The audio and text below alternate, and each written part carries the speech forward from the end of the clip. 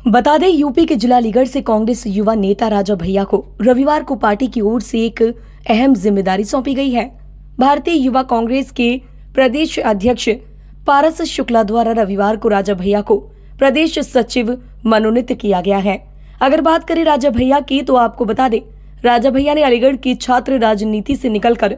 उत्तर प्रदेश की युवा राजनीति में एक अलग ही पहचान बनाई है। राजा भैया पहले राष्ट्रीय लोकदल में प्रदेश महासचिव थे, लेकिन उत्तर प्रदेश विधानसभा चुनाव के बाद राजा भैया ने राष्ट्रीय लोकदल को अलविदा कह दिया और सैकड़ों युवा साथियों के साथ लखनऊ कांग्रेस कार्यालय पर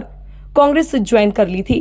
तभी से राजा भैया युवा कांग्रेस की सक्रिय राजनीति का हिस्सा रही हैं और छात्र युवा किसान कमेरों की लड़ाई बेबाकी से लड़ रही हैं। वहीं अब कांग्रेस से राजा भैया को प्रदेश सचिव की जिम्मेदारी मिलने के बाद युवाओं में खुशी की लहर है। बता दें, रविवार को सैकड़ों युवाओं ने राजा भैया के आवास पर पहुंचकर फूल मालाओं से उनका स्वागत किया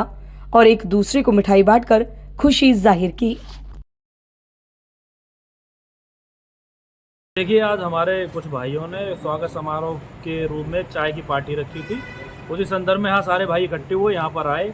और आज सुबह 2 बजे माननीय प्रदेश अध्यक्ष पारस शुक्ला जी ने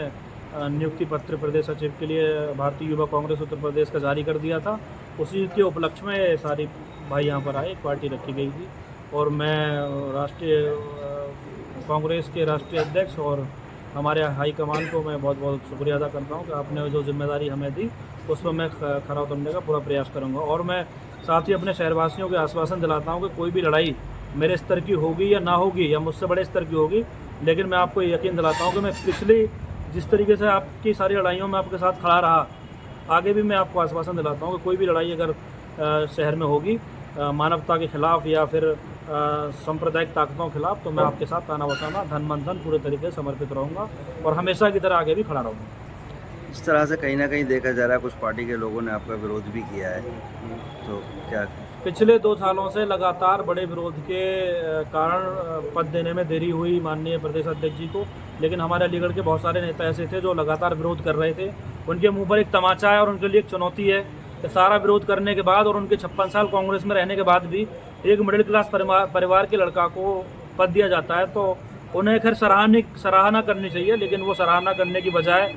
विरोधियों के कहने पर आकर के और मुखालिफत करते हैं, लेकिन वो कुछ नहीं कर पाएंगे। मेरी उन लोगों को सलाह है कि साथ मिलकर काम करें, पार्टी को मजबूत करें और लोगों की न्याय की लड़ाई लड़ें। और अगर आपस में लड़ते रहेंगे, बढ़ते रहेंगे, तो पार्टी का नुकसान होगा, देश की जनता का नुकसान होगा और अपने ज़िले की जनता का नुकसान होगा। इससे बेहतर ये है कि जो मेरे विरोधी थे पहले, उनसे भी ये सलाह है कि आप साथ में आएँ, मिलकर काम करें, पार्टी के लिए, जनता के लिए, अपने शहर के लिए, बेहतरी के लिए काम करें।